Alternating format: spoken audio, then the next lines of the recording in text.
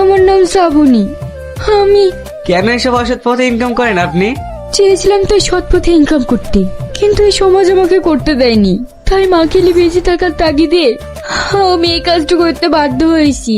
অবশেষে মাকেও বাঁচাতে পারিনি। আর আপনি আমায় দেখি হাসতেন।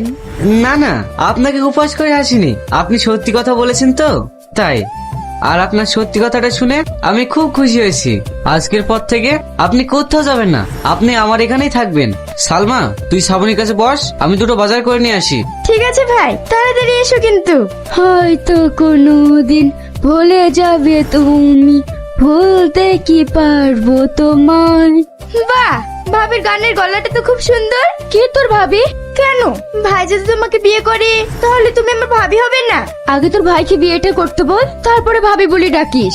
না, আমি এক্ষুনি রাখবো, তুমি আমার কিচ্ছু করতে পারবে না। কি রে,